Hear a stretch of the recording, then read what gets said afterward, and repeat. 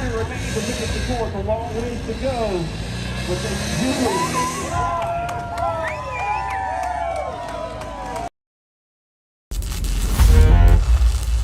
My Carnage welder is my go-to welder. You want to see how easy it is to get to? Yeah. All right, let's do this. We've got the fastest deployable welder. A Carnage welder is a wire feed welder. It's basically batteries and everything inside of a box. It's quick deployment. Just take out the case, open it up, turn it on, and you're ready to start welding. No pulling batteries or getting cables out. It's literally 30 seconds and you're up and ready to weld.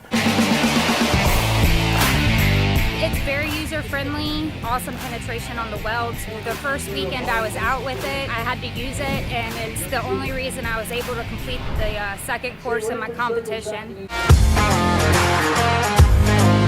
If you're ranching and farming, you have to have a Carnage welder in your tool bag. If you're a hunter and you're off the grid, the Carnage welder is going to be a necessary tool. You break, let's fix it. 10 minutes later, let's get back on the trail and let's try whatever you broke it on again.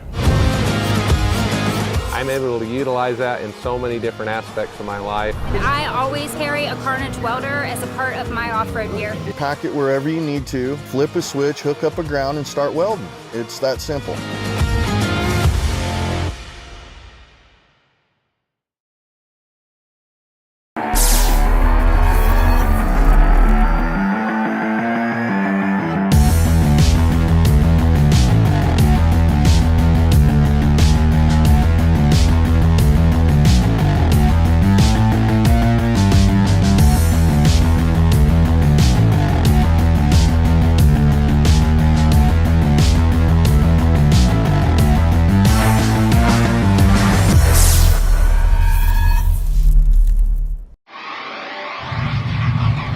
We've chased checkered flags through dust, rocks, mud, and worse. We've crowned champions, racked up wins in places where tires go to die. And we're still just getting started. From hammering at hammers to Baja bangers. If it's brutal, beautiful, or just plain ridiculous, we're there. So whether you're bombing through the desert or just dodging potholes in rush hour, tread victoriously with Maxxis tires, built for whatever you're chasing.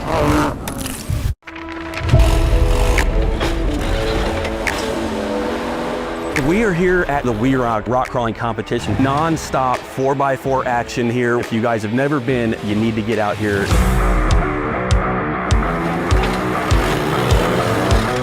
My name is Jake Good and I run WERock events. It is World Extreme Rock Crawling. It's a championship series that travels the entire country, bringing out the best technical off-roaders in the United States.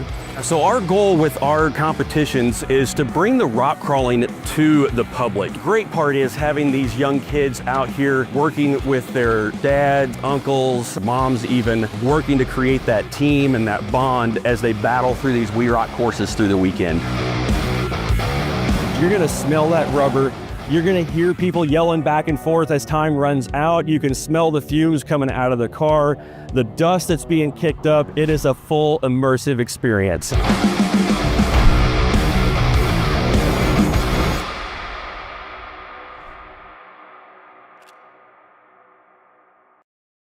Yep. All right. I think All right. we are live. Well, Happy New Year, everybody. Welcome to 2026. I know. I'm still practicing writing that down, but you know, by the time this year's over, we have a whole year. I'll be better at it. Hey, thanks for tuning in to another WERock Wednesday presented by Laser Nut.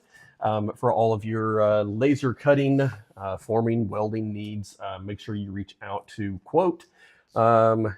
What was it, Quote or info? I think it's info at lasernut.com. If not, if you can't get a hold of those guys, get a hold of us and we'll get you in touch with James. He does a phenomenal job helping us out with all of the cool trophies. And we had Cody on just a couple weeks ago talking about some cool new stuff that's coming down the pipe for WERock trophies later this year too. So that'll be cool. As always, Maxxis tires, whether for work or for play, tread victoriously with Maxxis Trepador tires for sure. Although I wheeled the heck out of my my Razors last weekend, and they're impressive. Trepador, Razor, bicycle tires, street tires, motorcycle tires, yeah. whatever you need, they make a tire for it. So, want to thank Metal Cloak, Brannick Motorsports, Crown Automotive, Tire Right, Behemoth Drivetrain, Carnage Welders, Axle Helmets, Drive Shaft Specialist of San Antonio, Spider Tracks, Raceline Wheels, and Carbon Off-Road Winches for their support of the 2026 season. We are kicking things off very, very, very soon here, just in a couple of weeks. Just right about there. No, that's. Can you see I'm that? pretty okay. Yeah. I'll take that. Yeah, you gotta take what you can get. Baghdad, Arizona, Western Series Round 1 coming up here. We are less than 2 months away at this point. It's so gonna come up quick, and I cannot wait to be back out there in Arizona. What an amazing kickoff to every year. It's such a it's an amazing event, and some hardcore rocks. It is definitely some of the hardest courses, probably of the regular season for sure.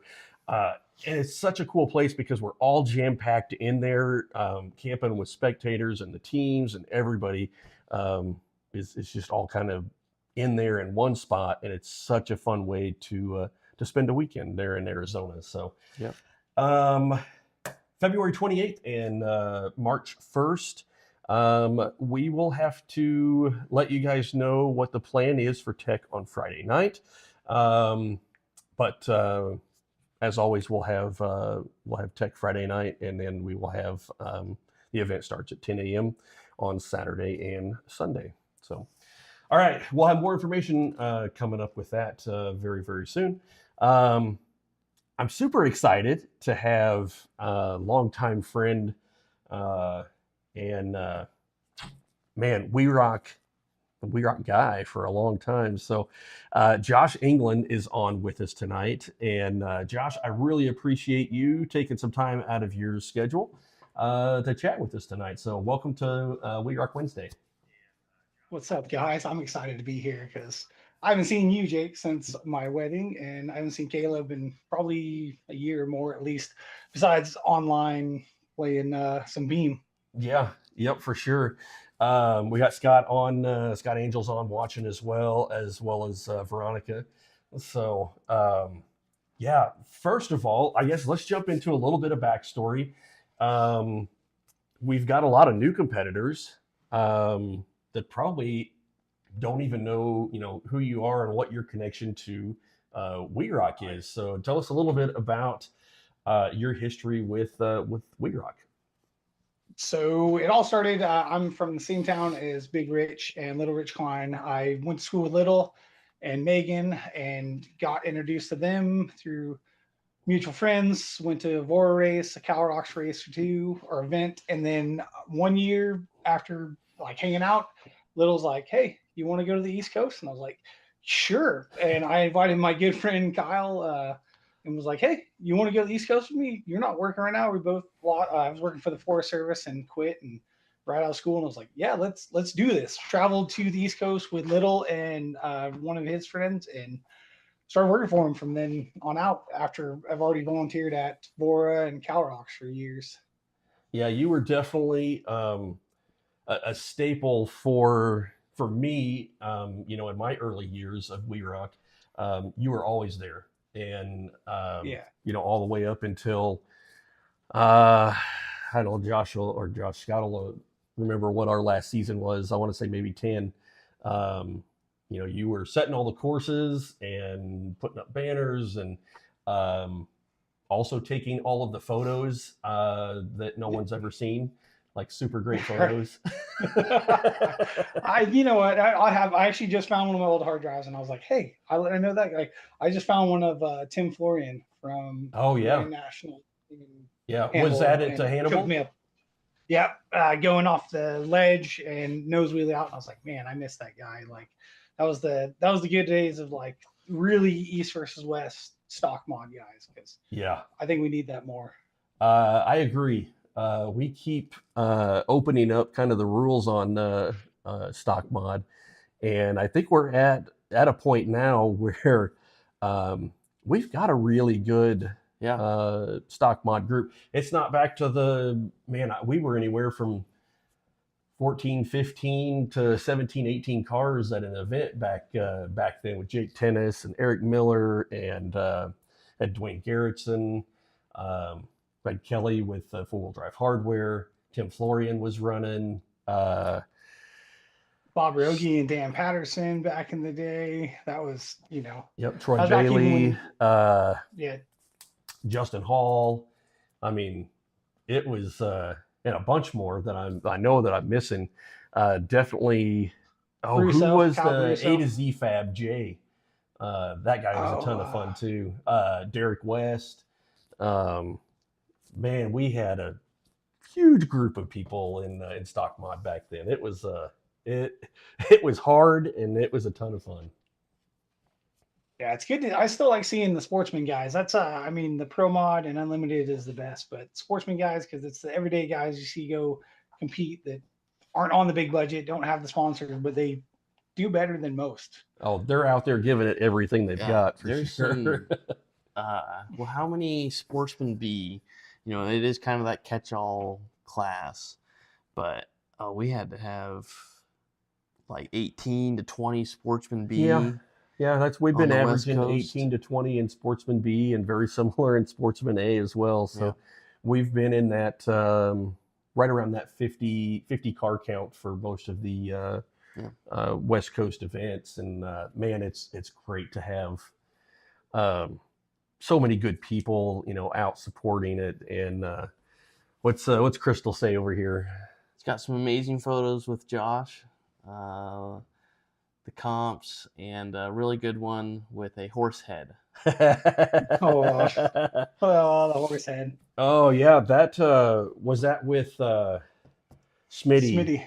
Yeah, Chris Schmidt. That was the good parties of Dayton, Tennessee. That was the exploding golf balls and everything. I actually had this. I found this the other day. Middle Rich. I got Middle it from Rich. Big and Little. Middle Rich. My honorary Middle Rich. Yes. I love it. You know what? Scott just posted about the belly flop pick at Hannibal, and we were just talking about that. Scott, I do have that picture. I may have to see if I can post it up in the comments. I probably won't be able to find Bring it. it up. That's you know what? That was the fun. All the years of rock and roll, I loved it, but that's why I think like stock mod guys and everyone, it's the most heart because it's garage built and everything. And I'm sure the sports I follow along as much as I can, and seeing the sportsman guys have as much fun is cool. It's good to see the pro level people and everyone's still going good, but it's like Jesse going back to not really competing, but having more fun. It's great to see the sport. When he brought out his LJ manual, and he went onto the Sportsman B, onto the Sportsman courses, and I swear that thing probably was on the rev limiter 70% of the course. Right. He probably went 4 miles on a 200-foot course, 6 U-turns, 8 GPS recalculations. But it was a blast to watch him work that big Jeep through the courses. I mean, you get to where you kind of feel, obviously Jesse's super comfortable with the game and how all that works, but you go from a single seat car that's got 50 degree steering front and rear, and I mean, even though he's still got really good steering and he's got the portal axles in that Jeep, that course shrinks a ton when you're in a full-size Jeep, and it was awesome to watch him manipulate that around the season. It was cool. It's definitely good. It's I'm happy for you guys. One thing I want to say that I was talking about is Formula Toy. We need some more Formula Toys. It's actually unlimited now. It's pretty much all just JHF cars, and it is. It's a spec class. A spec class. My big thing I'm saying with that is I know a guy that was going to come into Washington. Washington didn't happen, but I know a guy that'll probably be at Reno and maybe Nationals, and another guy that might be spotting him, and maybe 2 or 3 other F toys. And I would love to call out like John James and all those guys and get them back out. Oh, heck yeah. Well, it Well, sounds I like tell you you what, should if we talk could put with, together like 5 cars, yeah. I would run a full class, regardless of All what right, it is. So let's do it. So my friend Matt Neiman that I'm racing KOH with, he bought an F-Toy to pre-run, and he said, "Hey, you want to do a WERock comp and you spot? Let's do Reno and Nationals." And I was like, "Let's do it." And then you remember Rich Walker that used to compete from Canada? yep. He bought an F-Toy too. So I'm going to try to get those 2 Canadians and maybe a couple others to come down and compete in F-Toy. Oh, that's going to be cool. Yeah. Well, you just need to get. You could just run Pro Mod with Chris Mercer and his F-Toy. Well, is his an X chassis now, or is it still? It's probably an X chassis. It's also an ORI's, and I've only seen it cartwheeled every event and driving off with 3 tires, but it never leaks. There's never any leaks when that rear tire breaks off. I love that guy. They are amazing drivers as well. So and not afraid to huck that car off anything. Yeah. All right. Well, one of the questions that I had on my list over here for you is, what is your over the years? What is I don't know. We could do top 3, whatever you want. Favorite comp sites. Where was your favorite place to go compete? I guess set up courses. I mean, so I know you guys don't like it, but Goldendale used to be until it got used too much, but it's dusty, dirty, so it's hard to go there. I would say for crowd wise, competitor, everything is Dayton, Tennessee, because Dayton, Tennessee was our first real big night event and just everything that was there. As much as I hated it because I spent a lot of work on it, but Oroville, the Oroville comp site, I pumped a lot of concrete, and that didn't, for me as a business, it didn't work out great, but it was such a cool comp, and to see the footage, pictures, and just how much that me, little, big, and all of our minds could put together with, the Terminator and the big chute and driving in the tube and everything was just, it was fun. Like we used the old military Jeep truck and concreted up to it and drove in the back. So it's just, as much as I hated pumping all the concrete, that's probably one of my top ones, just because it's not that far from my parents' house. So all my family came out, friends.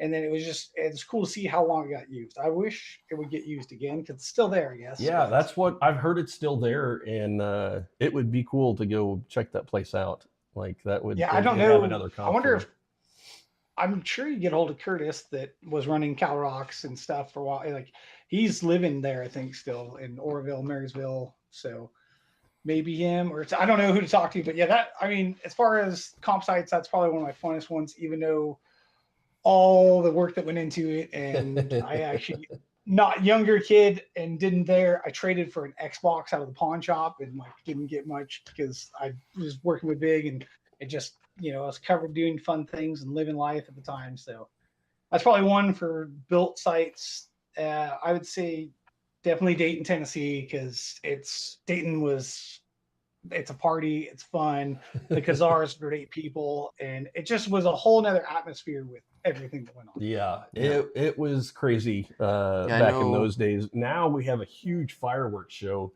Oh yeah, that is absolutely insane on Saturday night. I've been to like a big, big fireworks show, downtown Kansas City where they do the fireworks show, the celebration at the station, and it's like a massive production, and then my expectations for Dayton were like, it's going to be a good show, but it's not like a city fireworks show. Not like there's millions of people watching it. And I swear this thing had to be double whatever anything I've seen before. Like 16 finales. It just kept going. And it was super cool. Yeah. Of course, it's Dayton, so I go up on the hill to check and see how soon he's going to be ready so we can start, coordinating, getting everything shut down and fireworks going. And dude's up there setting up fireworks. He's got a big old cigarette hanging out of his mouth. I'm like, this is going to be a good show. Yeah, I wish we had that back then. I can only imagine because I remember the first time I went to Tennessee. It was actually Jellicoe, Tennessee, at the Trials Training Center. Was the first East Coast event, and me, Little, and everybody pulled in, and we're like, "What do we want to do?" And I'm like, "It's a gas station. Buy one, get 5 free fireworks." So being from California, me and Kyle and everyone, we bought like loads of it. And we're like, I don't know how we're getting this back in the States. I still have fireworks from the first time because you buy 1 pack of mortars and get 3 free. You buy 25 Roman candles, get 100 free, and you're just like, all right, beer, fireworks, everything you need. And it just fireworks for like and then I think Jellicoe was probably the other fun, like, because Jellicoe changed from, such a, I know the Khazars bought it and then did XRA there, but Jellicoe was another natural site that got changed so many times. And then also just the hotel that, I don't know if you remember that hotel, the whole fireworks war, there's still fireworks war videos, and Jellicoe Rodeo on the little seesaw horse that was Jellicoe Rodeo. And just, that was a fun time and a good comp site because it changed so much. And being like a rock quarry, they went and moved rocks in and out for work. And so you'd come back and you're like, you'd have a couple of the chutes and the big drops. Other than that, you didn't know what was going to be there. You're like, I don't know what's going to change. I don't know how this course is going to go. And I remember like the Campbells came out there for a couple events, and that was just, it was wild watching. Yeah. That is definitely as far as like notorious events.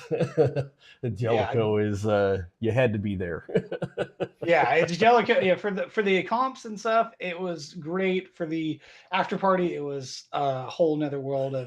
But that's probably one of the, because for me being that young and just like, oh, party time, it was fun to party with that. But then also that's how meeting you and Scott and everyone and just being such good friends is seeing like, oh, these people that have, for me at that time, it's like Shannon Campbell, oh my God, top truck challenge winner, all that. And you're just like, oh, this is just another guy. Right. And then being around when Waylon first started rock crawling, and then seeing him now, him and Bailey both like have kids of their own and stuff. And I'm just like, I remember taking Waylon to the skate park and stuff. So you like, you see that kind of thing. That's what makes like those comp sites. But then also the wheeling is just, I mean, I think it was like, I forgot the big chute off the backside that almost 95% of people just didn't make. But like Jesse was one that always did it. And then, but it's hard because Attica, Indiana is another good one besides the humidity. You can take the humidity, be gone with it. We're doing that one. So we do a hybrid event with that. We do Friday night, and then we do 10 o'clock start on Saturday, but then we do the shootout and a Razor UTV event under the lights Saturday night too. Yeah. So it's a little bit of a hybrid deal of trying to cram everything in. And one of the cool things, we'll get we can leak it now, I guess. No, we better check and make sure. All right, hang tight. I'll circle back on that. Let me make sure I don't get in trouble by letting out some information for the Attica event, but it's gonna be fun. So also get your campground and cabin reservations now. Pro tip. Are they still doing all the cabins and everything where you camp on site and stuff? Yep. Yeah. What do they have, like 500 campsites there or something like that? Well, I thought they just sold part of the campground because it was, but I don't. No, so that the cornfield and stuff that you had to go through to get into the quarry. Yeah, so when you come in where the houses were up on the hill. Yeah. So they've bought all of that stuff in there now. So it's nice. Easy access from the campground right into the quarry. It's super cool. Trevor Rich says we miss you, Josh. So many good times, and that's for sure. We definitely. Two of my most favorite times hanging out, that Arbuckle off-road. Oh, man. Where we got to hang out in the water after the event. It was a combined Dirt Riot WERock weekend. It was probably a massive amount of work for you. That was the e-brake in the rental car that was like the electronic e-brake I tried to pull as we were going down the road. I think that was. That and hanging out at Cedar City.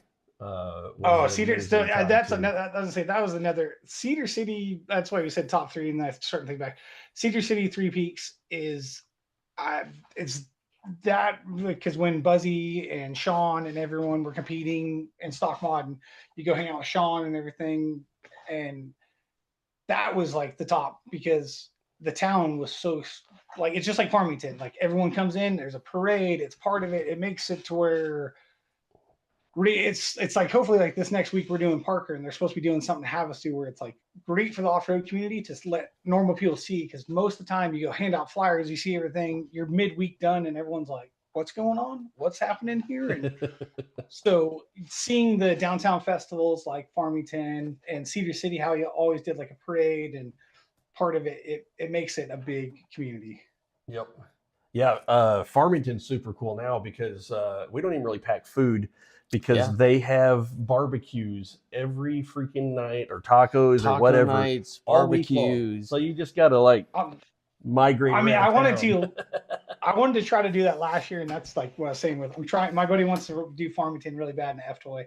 I was like, I'll come spot for you because I wanted to come back and do a comp and hang out because Farmington's good, and I think that's why that makes it like the best events is it's all the ones where everyone either is one hotel or camps because there's a couple sites where everyone's like this team's here. Like Hannibal was good too because Hannibal everyone was in the same hotel right by the comp site, so everyone just kind of hung out, and that's I think the best thing that's ever been about rock crawling is no one ever really, even West and East, it was always everyone hanging out together, never like oh, don't look at my car, don't talk about that. And I mean, I remember Carl Shortrage forgot to tie his buggy down in Hannibal and drove, and it dropped in the middle of the intersection. Right in the middle of the intersection in the highway.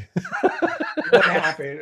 Big calls him, and it seemed to come back and hop in and have to pull it out of the way. It just drops in the middle of the road. And you're like, well, all right, that's I don't know how that happened, but yeah, it just happened. Hey, there were some things that happened at that Hannibal Inn that was kind of an interesting place, but it was great times. Oh, man. In the middle indoor pool that you probably should never swim in, but you did, and yeah, here we are. Oh man, do they still have that property? They don't. Yep, they've sold it long time ago, actually. So, yeah, that was a good one. Like there was, I mean, especially the amount of work that Tom and Debbie put in to keep manipulating, like you said, the quarries, just keep changing things so it was fresh every time you came out to, for another comp. Well, and like me and Caleb were talking about, Goldendale is a great event, but you got the big rock section here, the big rock section here, and then a rock section up on the, like when you come to the comp site, the far right, it's like a little bit of boulders. You're like, I can put cone, like if you can pull back all the paint cones, you're like, I'll move it 1 inch, one here. And basically it became like, here's your set of cones. Next time they're turned this way, next time they're this. You run out of things, but it's good to see like Hannibal and all those places. And then you guys going back to Reno that's used, but not used enough to where it's so fresh on anybody's mind. And then the old quarries where people would actually be into changing things, moving rocks, moving filters. Sometimes it didn't work, sometimes it did. And it was, I remember Hannibal, that big roof. Yeah, at Attica, they came in and with 2 excavators and just went to town. I mean, just we showed up and that place was so overgrown on Monday that I got a little feisty.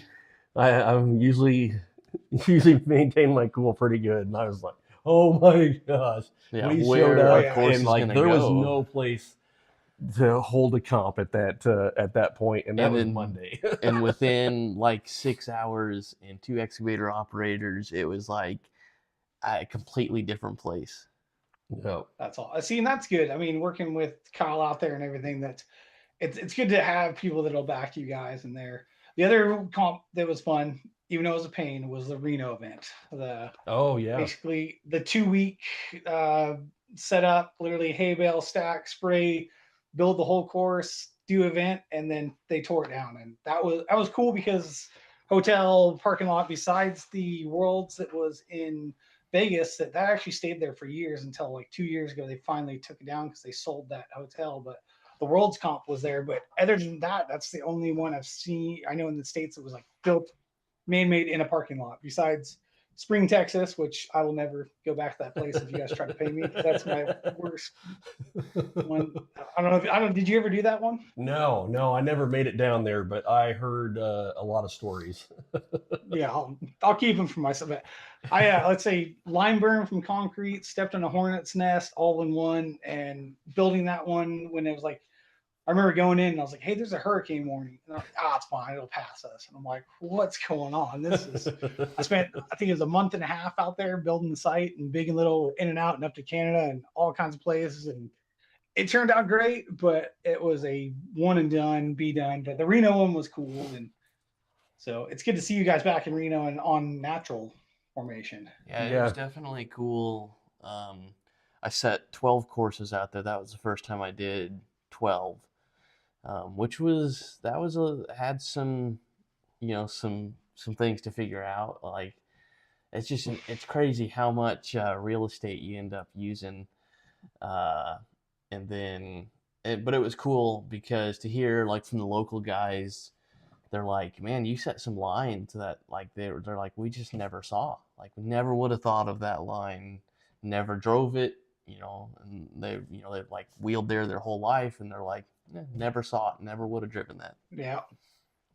That's good. No, and being able to set the bigger, I remember the old days of 12 courses, and it's a mental game trying to do 12 and then be able to change them the next day and not flip. Like, at least with the Pro Mod and Pro Mod and Unlimited, you could you run these 4 and then run these 4 and you could flop, but then the stock guys, you're having to change day 1 to day 2, and like, how do you do it? How do you make it? And then the rock shift, like Reno's not as bad, but I know for Baghdad, like you was talking, that place, I remember a whole shelf broke off and everyone's like, where's the cone? And I'm like, well, I remember it was measured. I'll measure it out and put it right where it should be in the dirt. And, Texas last year. Texas is... Oh, Texas, yep. That'll move. We had one fall on a car. I set the gate and I'm like, looking at it, and there's 2 lines, and I'm like, I dismissed one because I'm like, the rock's gonna come out, like it's for sure gonna come out on that line. So I moved the gate over to some bigger rock, and I'm like, it should be no issue. Sure enough, like the 3rd or 4th competitor through, little Charlie Melchner, he took that rock down with him, and we had 3 winches just to pick it up like an inch. Yeah, just enough to get it off the car so it could get out. Where they could drive the car from underneath it, and it was, it's always interesting. They're like, hey, we need a cone check over here, and you're like, okay. I don't even know where the gate was. Like, it's gone. Yeah. Like, what did you do? Yeah, those are the fun ones. I always like, that's one thing I'm really good at, remembering exact length and putting it and being like, it's in this area, because I remember watching the first time setting one up and it broke off. But the one that you guys, I wish you could go back to is Donner. Donner is my hometown. Donner is my put up or shut up. The kind of like back in the, that's, if you're on favorite all time. So I'm thinking like, Donner was the best. Yeah. It's definitely high on my bucket list. Like, if we ever have the opportunity to get back up there, we'll do it. We'll make it happen. I think Cliff's still there. I don't know exactly how it's working, but I went up there not too long ago and I was showing the wife, kind of was like, hey, we used to stay in this cabin and we did this here. And I rode in the back of a water truck from here to Heavenly. And that was with Lubes back in the day on the back. And that was, but Donner was just, the scenery is amazing. Yep. The wheeling was, you could always pick a new line. And if not, it just still worked because it's just the scenery and stuff worked out good. Yeah, that would definitely be a bucket list. Moon Rocks was amazing to be able to get back in there. Yep. And man, if we could get into Donner, like, that would be super cool. I would love to do that. Get big to do it, because that's 4 hours from the house. I'll come. I'm planning to come to Reno next year. This year I forgot what it was. It was something that fell on right at the time. I was like, dang it. And I was like, we were the same weekend as Jeepers Jamboree there on the Rubicon. Oh, that's right. There was something else that family wise that we were doing, and I was like, this year, next year. Vegas to Reno. that race finishes up in Reno Friday, so there'll be a lot of race teams in Reno that weekend as well. So they're supposedly changing it though from Reno to Vegas this year. oh, are they? Yeah. That's a bummer. Unfortunately. Yeah, because honestly, if they didn't, I don't know, I'll bug Martelli's and be like, flip it back because I'm racing. We should be racing Vegas to Reno in the trophy truck. So I'd love to be like, go from there, end up there, then go to Reno and compete and do some comp wheeling. Yeah. I was like, that's perfect timing. So I hope that that it ends up there. But either way, it's not that far at least. So No. So talking a little bit about your desert racing, tell me about what's going on with that. We're getting ready. So I've been racing with Alex and I've been racing Ultra 4 too. I've been starting to race with my buddy Matt again, Matt Neiman. So gonna race King of the Hammers and see, but then I've been racing with Alex still, Twisted Monkey Racing for years. We did Ultra 4 before, and then we had the 6100. We raced 1 or 2 races, and he's like, I want to do this. Like, let's do it. So we've been slowly converting that into the trophy truck, but we're getting a all-wheel drive truck built. Hopefully this next year. From Camberg. It'll be Camberg's first all-wheel drive. There's just been Jason and Jerry from Camberg and Craig Hall from Hall Designs. They're meticulous about doing things right. So hopefully it'll be done this next year so that we can start the 2020 season with it, but we'll see. Yeah, that'll be cool. Yeah, so you've got something coming up before Parker too, don't you? No, so Parker got moved out. We're going to Parker. I leave on Monday to go to Vegas, and then we'll be in Parker pre-running and everything in Havasu in Parker, and then I come back. Then King of the Hammers, hopefully see you guys out there and do a little racing with my friend Matt, and then home for a little bit, then Mint 400s, and then I think that's it. Try to come to a WERock event or two, and then a couple other races. So very busy. Plus, we talked about it a little bit earlier, but you got married and you've got a kid now. So congratulations, man. That's Thank awesome. You. I know. Who'd have thought I'd have a kid? Who'd have thought I got married and found somebody to do it with me? My wife's amazing, and she loves the racing and the crawling and like everything I do. She even actually the sim racing. She's been getting on and trying iRacing and sits in here. And my kids, hopefully my daughter likes it. If not, then cool. But I want to raise her because Jesse Combs was a good friend, and seeing her do stuff, it makes me go, being a girl dad is like cool because I can be like, hey, you can do this. You can do anything you want. You're going to be fun. I've seen you guys have had a bunch of ladies competing, which is so cool to see because I remember when Kelly did it and Nicole Johnson, and it's really cool to see just anybody can do it. Like anybody can do the things, and having a kid is fun. I mean, you have a kid and working with your kid is probably the coolest thing you've done. Yeah, for sure. I agree. It could be problematic at times, but we get along extremely well, and Caleb's done a great job at learning to set courses, and I think you'll be proud of him. So I am. I try to follow along, and I watch every time. That's why I'm talking to Scott and you at my wedding and everything. It's cool to see. I wish I was still doing it. It's fun, but it's fun to see where it transitioned at the time of me going to racing, which the friends I met introduced me to my wife. So now it like worked out, but then I'm like, cool, I want to go back and do it. And seeing you take over. When do I transition to racing? Yeah. Come on. Yeah, that's when do you... I think I was going to transition out of racing. Out of racing? Out of racing? Yeah. Oh, we did that already. Yeah. We did get to... we're so blessed. Matt Dickey put us in Brett's car at Trail Hero for the WERock event there, and so we got to get back on course and for 30 minutes. For 30 minutes. Yep. For the 1 day, 3 courses. Yeah. But it was awesome to be back on course in a car of that caliber. Like there's just nothing like it. Yep, it was super fun. The funny part about it is when I first started doing this, I'm like, I'm going to get to go wheeling all the time. I'm going to get to go. No, me and Mig and Little and everything back in the. You're like, when did we get to go? I remember like the first time Cedar City, someone was it was Buzzy and Sean. They're like, you want to drive? I'm like, yeah. Like tried a couple lines we set and did it, and they're like, oh wow, you can do that. I'm like, heck yeah. Like But I remember before that, I'm like, I'm gonna get the wheel all the time. Cherokee, wheeling a Cherokee, trying not to break it, and just like that was. You look and you're like, I do get you're to not wheel gonna. the orange Bronco. You get to wheel as much as you want, just not the lines you want to. Yeah, yeah. Most of the time, there's pressure because it's like, all right, we got to get this we car gotta rolled go back get over this real car quick. rolled But back over. it's like, but we got to get back in there. So it's like we got to, work our way. We also did. I ran recovery, help with recovery at Trail Hero for the Trail Breaker event, and so we got to jam the Bronco into some places that people are like, how the hell did you get back in there? It made some noises getting in there, though. It did, yeah, but that happens.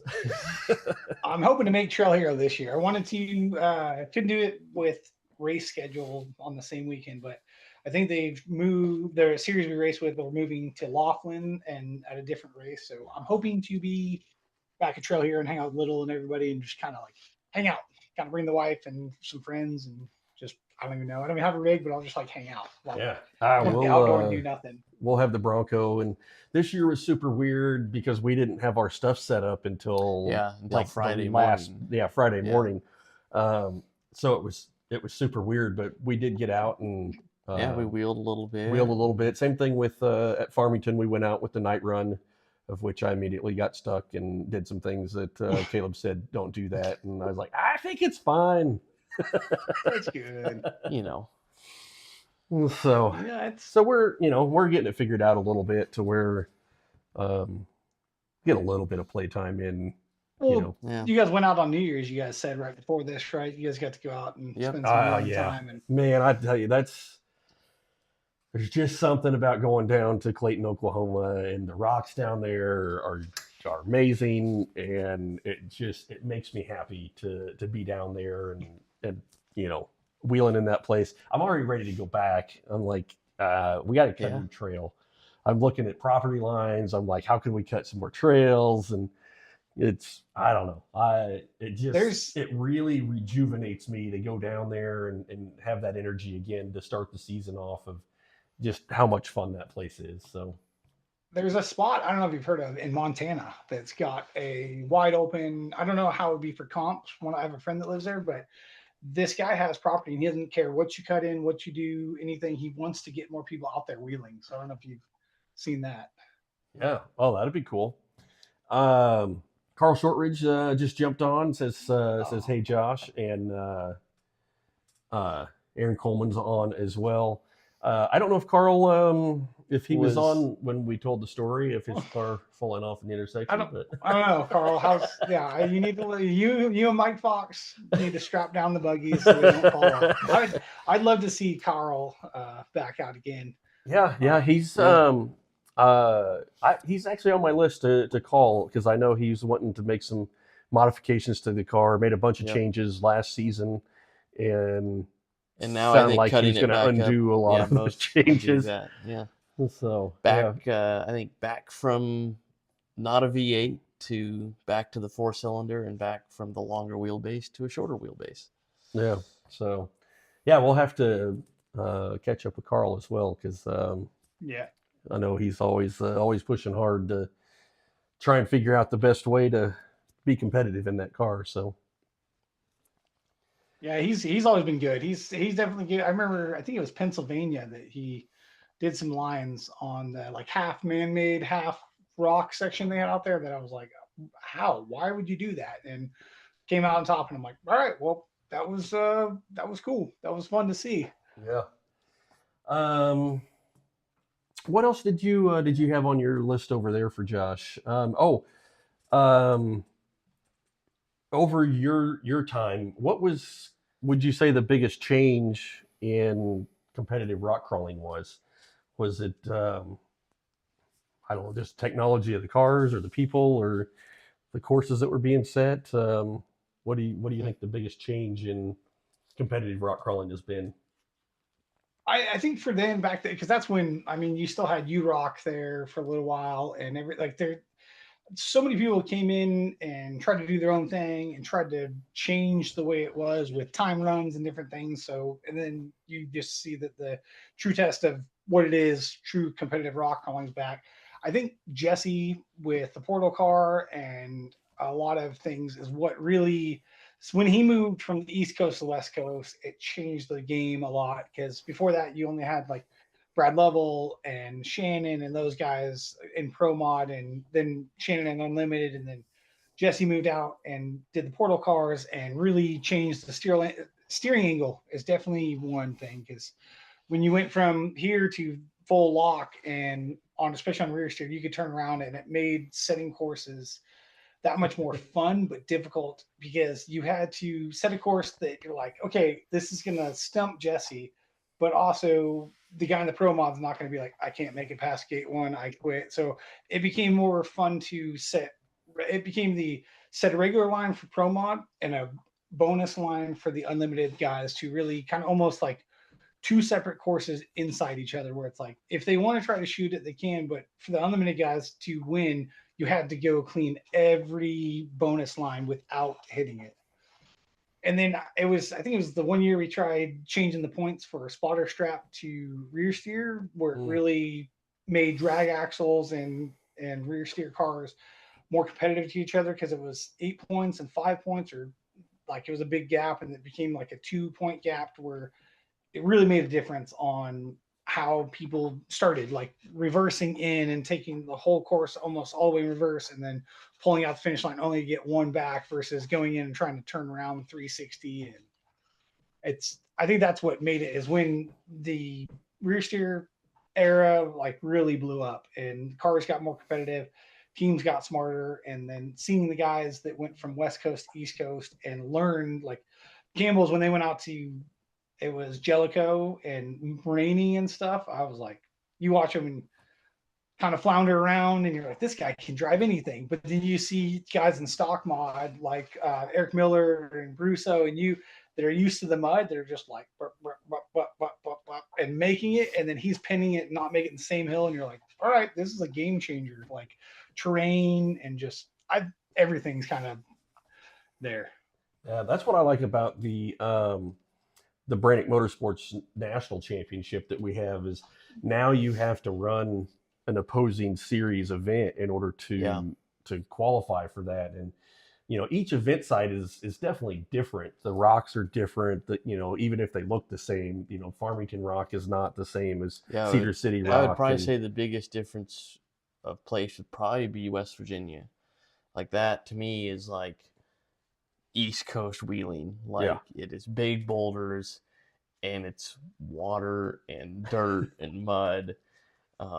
Like that's definitely probably I would say their most like East Coast style. And you have to you have to be able to wheel there. Yeah. Well, and that's where like Michael Brassanini has done so well being from Colorado is they have all the big, boulder rock crawling, but it also rains there. Like in the summer, it rains at 3:00 every day. You have your afternoon showers. So like to have that skill set to not only do dry rock crawling, but, also you've got to be able to navigate all of it. And that's the really cool part that I liked about getting into WERock as well was just traveling the country and going to places that, we would have never went if it wasn't for the series going there. So. Yeah, I think man-made courses in the time I was there was a big thing too, because we built one in Tucson, Arizona. Then we built the one in Reno, Oroville, Spring, Texas. Before that, you had, I think it was Columbus. That was before we went to Columbus, and then the other one in Texas. And it became like in the Worlds was there right before. Yep. And we had Roush Creek, the place up in Columbus, Ohio. And there was another one that, I don't know. But yeah, there was a lot of man-made stuff, and hopefully we can get back to that. We've got some pretty cool ideas that we've been working on, kind of similar to how the Reno Rocks event was set up. Only without the hay bales, but. Yeah, and then there was the Miller Motorsports Park, which was cool Tooele there. Yep. Tooele, that was cool because it was at such a awesome facility, and then the Ultra 4 guys used it for a while, and it was cool to see it get kind of double use. But I think that was a big change was you could build the courses how you saw fit instead of just sitting cones. Like I remember we built one that like was like, oh, we're gonna build like soup bowl and sluice and kind of obstacles that you could do it. Just like we built one that's not for a comp site, but the one in the Truck Haven, I think it is Truck Haven down it. And we built ones that are like a mini little sluice and then kind of like Terminator and built, like I said, Orville Terminator. When we did that stack and we built the double and then the big triple one, I was like, I don't know why we're doing this. This is just not smart. And then one side smooth, and then we did the like humps on the other side to really make it hard. And then I learned from a guy there when he started troweling something, and it was a small incline like this. I'm like, that's going to do nothing. And tires muddy on that, no one can make it. All the horsepower you wanted, no one. So that really showed you're like, oh, that's like slick East Coast rock. And then other ones, once you grip past, like I remember someone snapped an axle, and I'm like, oh, that's just you go from the slick to smooth. So being able to control that aspect was a big thing for us. And it'd be fun to see guys. It's good to see guys on natural, but it's fun to do the man-made stuff. Yeah, I agree. Thomas, Fab 801's on. Thomas Miser. Hey, what's up, buddy? All right. What did do you have anything else on your list over there for Josh? I don't think so. Let's go build some courses. I'll come help build a man-made again. I haven't done it in a long time. Oh man, I know we'd put together a proposal for one here in the Midwest that didn't pan out, and I was super bummed about that. I am,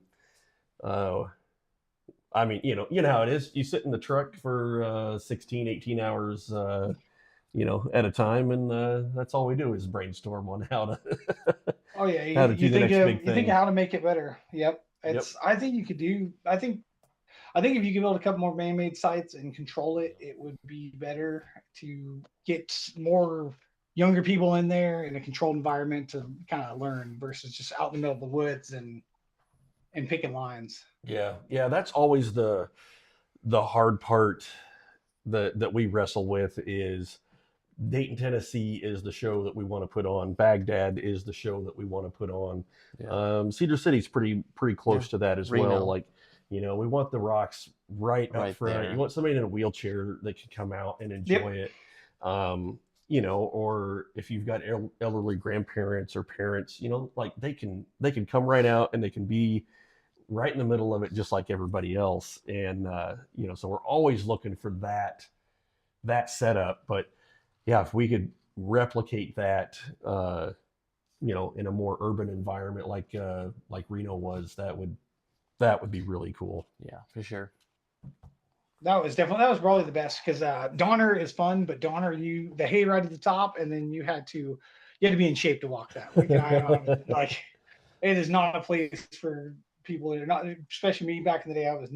I couldn't breathe, I couldn't do it, and you're just walking around and you're like, this is hard. Like this is a lot of workout, but it's fun. They're great. So if you, like I said, if you could take that kind of rocks and the big stuff, but have like a bleacher set up over here and under the shade over here, and it would make it that much better. Farmington's a great one with that. I know Farmington, you got to walk up the top to get to some of the backside courses, but Farmington is just such a big bowl that you can always see something going on too. Yep.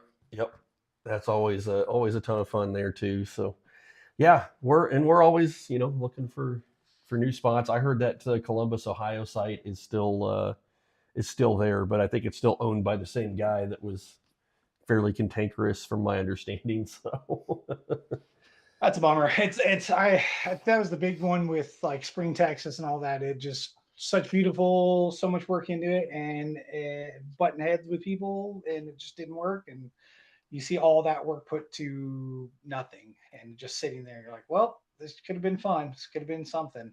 Yeah. Yep. Well, all you got to do is keep digging. So Fab 801 is the title sponsor for the Cedar City event. So that's going to be awesome. Thanks to Thomas for jumping on board with that. He's got a bunch of kid lizards, little kid cars that they've been building with the 4-wheeler motors. Oh, that'd be sweet. Sammy axles. So we might have a pretty solid kids class up there at Cedar. That could be really cool. I think that'd be perfect. Yeah, there's that bowl on the backside that's like a perfect comp area. I think you guys could, lots of spectator wise, and be great for kids cars. Yeah. Yeah, there's we've spent some time in that up there in the park, and there's definitely some cool stuff in there for sure. So always trying to find something different. You know, how it is, you know, set cones on something that in a way that Yep. hasn't been done before. Yeah. And Well, that's what was, I don't know where somebody had posted a video of Tiny, I think. Yeah. From like early 2000s Cedar. And like, I watched it about, I don't know, like a week or so after we were in Cedar. I'm like, man, that's that line. Like, that's the line. Like, I set that gate pretty much this year, like 2025 or whatever. And then, 20 years ago, they were running almost the same course. yeah, Pretty the much. gate was way wider, but It was a little different. And then that was the standard line now. And then the bonus line was even bigger. It's just, it's crazy, being Cedar and how much rock crawling has gone down there. yeah. Yep. I remember when Dustin and Becca were still competing, and we opened the lower rock section, that big like cliff that was right in front of, like, you had to run out, and it was, hey, you have to stop, because if not, you're going through the wood fence and we're going to get in trouble. So that, I remember when we first cut that and we got clearance to clear bushes, me and Little were like, oh, you could do this, it'll be great. And I was like, that's such a big drop, and it worked. The craziest one I think was Paris, California. Did you ever see that one? Yeah. Ricky Johnson's motorcycle track, just because there was nothing on the side of a hill, and it's ones like those that'd be fun to see, like one-off events where you probably couldn't do that much more because there's not that much more terrain to set courses. But I think you guys could do some fun. It'd be fun to see Johnson Valley, Cougar Buttes area again. Yeah. Oh yeah. I know it's harder with BLM and everything, but it'd be fun to see some of that, like getting back to that old events, just like Reno and stuff. Yeah. Yep. We're always, I mean, as a wheeler, I'm always looking for the next challenge, and, just the next cool putting thing. tires on rocks, that either haven't had tires on it in a long time, but yeah, I just try and keep it fresh and new for everybody is always the hard part. Yeah, it is. It's definitely the hard part. Well, cool. Well, I'm going to go ahead and wrap things up, but thank you so much for jumping on and spending some time with us. I cannot wait to see you. Hopefully a couple opportunities that we get to cross paths. Yeah. I know I used to get to meet down at Truck Fest down in Texas back when I was with the Full Wheel Parts. So that was always cool whenever we get to end up at the same place at the same time. So looking forward to that. Yeah. Hopefully, like I said, if you guys are at KOH, I'll be there. Hopefully we'll hang out, because I have some good memories of you and Scott at KOH. And, get in there. Certain people couldn't get their leg in the car. And, it happens. Not as flexible. If Scott's listening. Yeah, some certain unflexible, not me. I don't want to say that. But, certain people couldn't get in your car, and it just makes for life. So it'd be good to see you guys there. And if not, I'm shooting for Reno. Hopefully, maybe actually competing, and then if not, Farmington, hopefully. Yep. Well, right on, buddy. Well, thanks for jumping on. Congratulations Appreciate on you guys. everything with going on in your life as well with the family and that. Very proud of you. So I'm I can't I don't know, just so much fun to see you growing up, I know, it's crazy. Like I said, it's the fact that I got to invite people to my wedding, and it's like my wife's like, who's this? I'm like, I competed with this guy, and this is like my dad, and this is here. And it's just it's fun to see, and it's crazy to think like I have a wife and a kid now. Like I never thought that happened. Yep. Very cool. All right. Well, thanks for jumping on, buddy. We'll see you here in a couple weeks at KOH. Sounds. All right. Take care. Oh man, we could share stories for days. There's some pretty good stories we can't share on the or shouldn't share on the podcast, but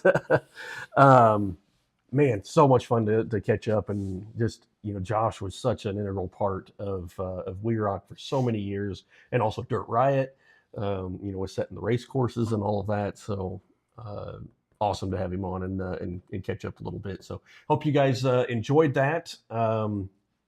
again, we'll be back next Wednesday with another podcast. So we haven't thought that far out. We're working hard trying to get things lined up for Baghdad. Yeah, it's been 2 weeks.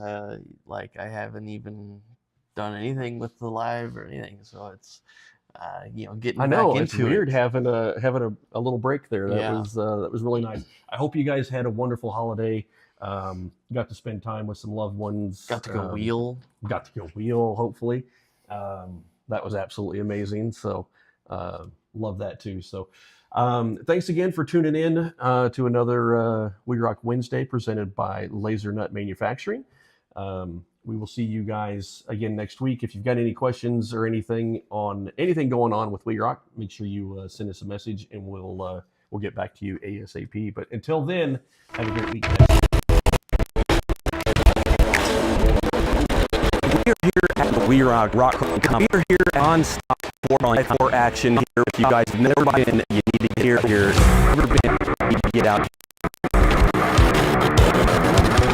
My name is Jake Good, and I run WERock Events. It is World Extreme Rock Crawling. It's a World Championship series that travels the entire country, bringing out the best technical off-roaders in the United States. So our goal with our competition is to bring the rock crawling to the public. Rock crawling is having these young kids out here working with their dads, uncles, moms even, to create that team and that bond as they battle through these WERock courses through the weekend.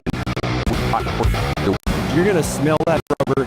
You're going to hear people yelling back and forth as time runs out. You can smell the fumes coming out of the car, the dust that's being kicked up. It is a full immersive experience.